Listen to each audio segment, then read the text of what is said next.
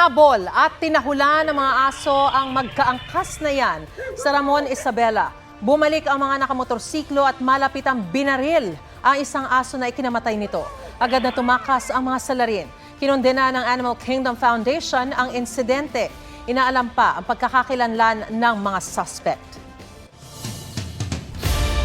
Bago ngayong gabi, nagliyab ang isang lancha na may kargang gasolina at diesel sa Zamboanga City. Sa Dipaculao, Aurora naman, isang gasolinahan ang nasunog na ikinasawi ng isa nitong empleyado. May report si Rafi Tima. Kargado ng mahigit 130 drum ng gasolina at diesel ang lansya na yan nang magliyab malapit sa baybay ng Artilim Boulevard sa Zamboanga City ngayong hapon. Patungo sa ng tawi-tawi ang lansya. Patuloy na iniimbestigahan ang pinagmulan ng apoy. Wala namang nasaktan. Ayon sa mga saksi, agad nakatalon sa tubig ang tatlong tripulanteng sakay ng lansya.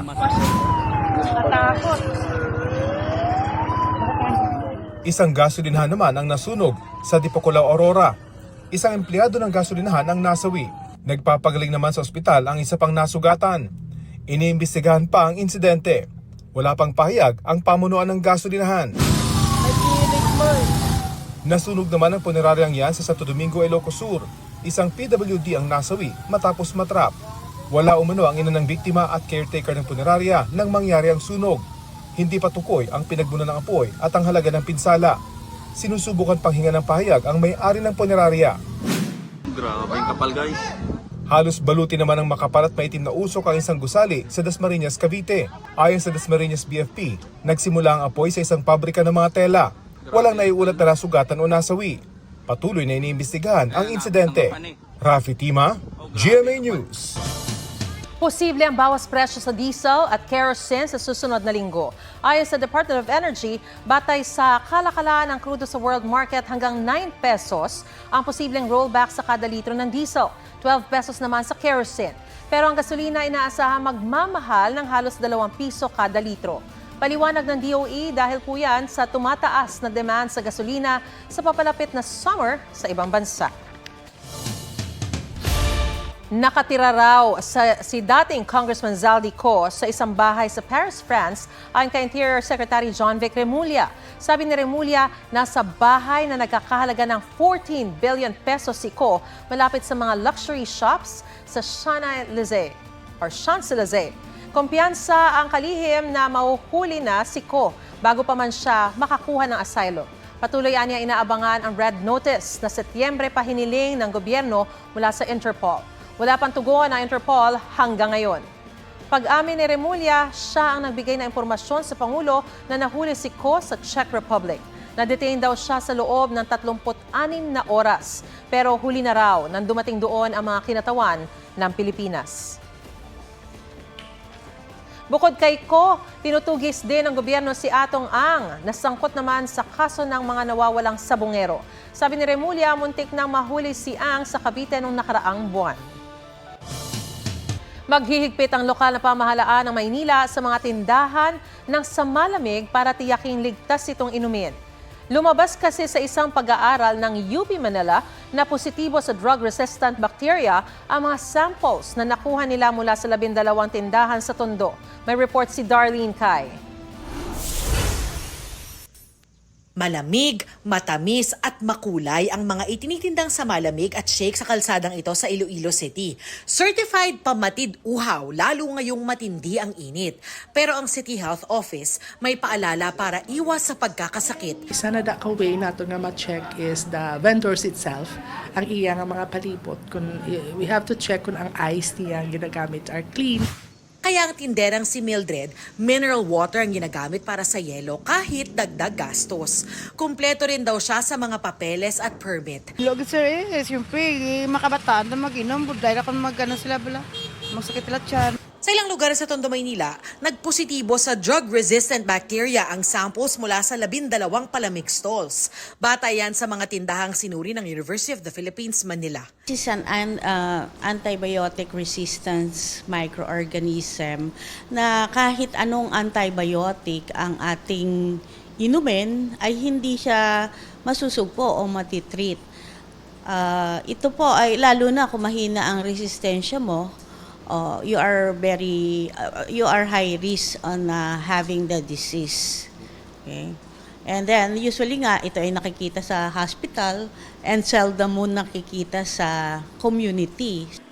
Ilan sa mga maaaring makuha mula sa kontaminadong tubig ang typhoid fever, cholera, hepatitis A, salmonella at E. coli infection. Magkakaroon ka rin ng mga diarrheal symptoms, vomiting, fever, the usual gastrointestinal problem. And sometimes, kung masyadong severe yung kanyang infection, gaya nga ang sinasabi natin, antibiotic resistance siya, so magiging threat siya sa life. Ang lokal na pamahalaan ng Maynila, nagsagawa na rin ang sarili nilang sampling sa di bababa sa 150 stalls sa buong distrito ng Tondo. Maghihigpit na rin daw ang LGU sa mga tindahan ng palamig. Kabilang sa plano ng Manila Health Office ang pag-require ng certification na malinis at ligtas inumin ng tubig at yelong ginagamit ng palamig stalls. Darlene Kai, GMA News.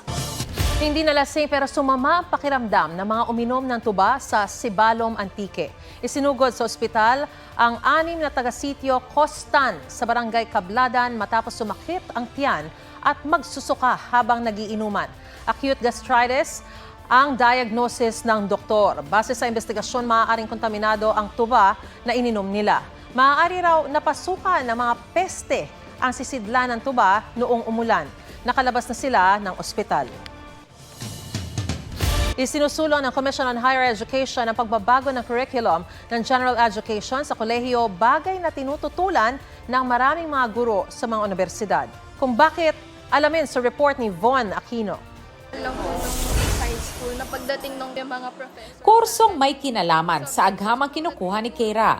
Pero batid niyang mas lumalim ang kaalaman niya sa kasaysayan ng Pilipinas pagtungtong ng kolehiyo kumpara noong nasa elementary at high school. Ang daming na sabi yung prof ko na hindi ko matutuklasan dahil iba nga yung level na tinuro sa amin ng high school. Mas in-depth po at linaliman pa po ng professors namin yung mga nalaman na po namin.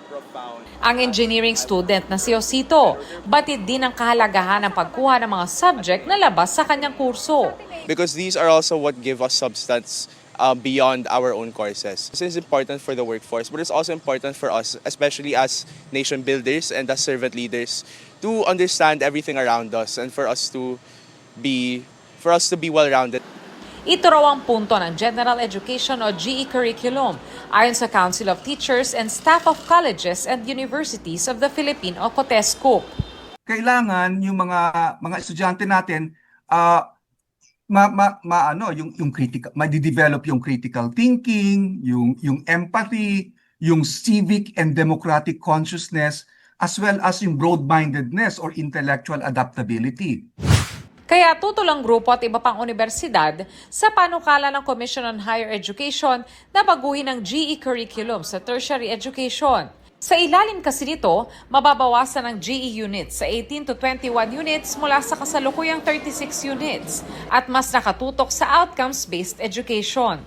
May mga subject daw kasi na naituro na sa high school, gaya ng ethics, basic math, Philippine history at art appreciation.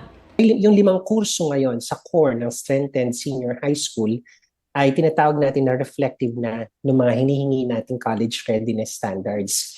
Pero hindi ibig sabihin nito na tatanggalin siya ng buong buo sa kolehiyo. Kailangan magkaroon ng tinatawag natin na reframing process. Lalong hihina yung pagmamahal sa bayan at pagkakaunawa ng mga mag-aaral sa kaniyang sarili bilang isang mag-aaral, bilang isang Pilipino at higit lalo bilang isang tao. Sabi pa ng COTESCUP, ang pagsasama-sama ng mga GE subject ay panghihimasok sa academic freedom ng higher educational institutions. In this particular situation, even yung method of teaching is also dinidefine na rin nila. So it's in that sense may intrusion. So that is another constitutional question.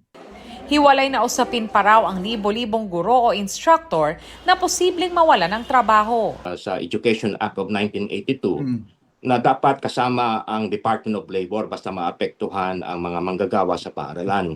Hindi po yan kasama sa draft na guidelines na ginawa ng CHED. Batid namin na magkakaroon ito ng displacement. Pero ang unang hakbang natin, alamin natin kung sino ang talaga magkukwalify pa at naghahanda ang komisyon para sa malawakang pagsasanay o upskilling ng ating mga kagurupan. Pagtitiyak ng CHED, nananatili silang bukas para sa pagsisinsin ng GE reframing. Sa proposed timeline kasi sa 26-27, gusto naming mag-pilot. Gusto natin kumuha ng paunang datos kung itong nga ba ang direksyon na gagawin natin. Von Aquino, GMA News. Alitan sa kalsada na nauwi sa pananaksak na screwdriver ang nahulikam sa Taguig City. Sa Caloocan, pinaulan na naman ng bala ang isang Indian national. Tinitingnang motibo sa krimen ang kanyang negosyong pautang. May spot report si Oscar Oida. Nagsimula sa ampasan ng helmet at nauwi sa pananaksak gamit ang screwdriver. Ang alitan ng mga rider na ito sa Taguig City. Matapos manaksak, naglakad papalayo ang suspect na parang walang nangyari. Agad siyang naaresto ng nagpapatrolyang pulis. Ligtas naman ang lalaking ilang beses na inundayan ng saksak. Ang gulo, nag-ugat ng harangan umano sila ng suspect sa kalsada.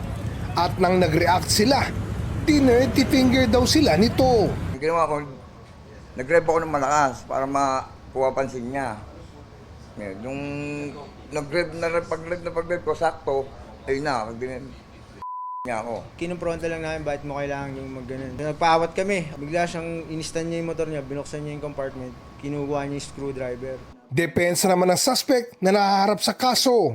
Gawa po nung galit na sinabi sa akin na huwag daw po akong liliko.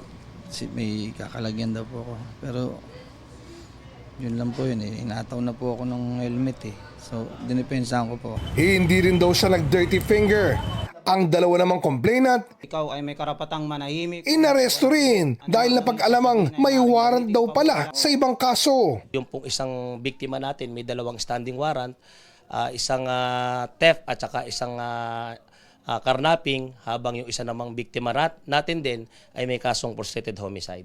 Di na muli nagpa-interview ang dalawa pero nila sentence served o napagsilbihan na nila ang sentensya sa mga nasabing kaso. Pinakawalan din sila kalaunan matapos makapagpresenta ng kaukulang dokumento ang kani-kanilang pamilya.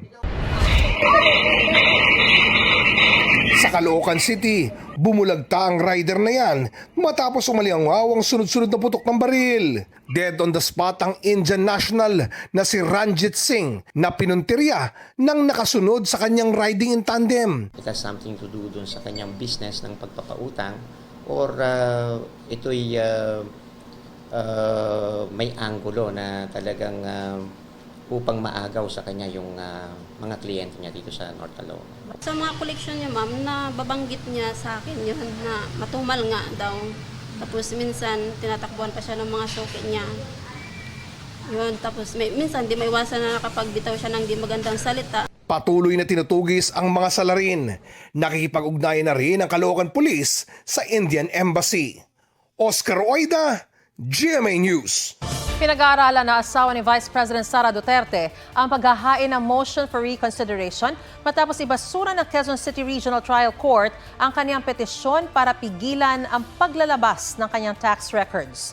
Paglilinaw ng kampo ni Attorney Mans Carpio, hindi layo ng kasong inihain nila sa korte na pigilin, hadlangan o kaya'y pakialaman ang impeachment proceedings laban sa bise sa Kamara.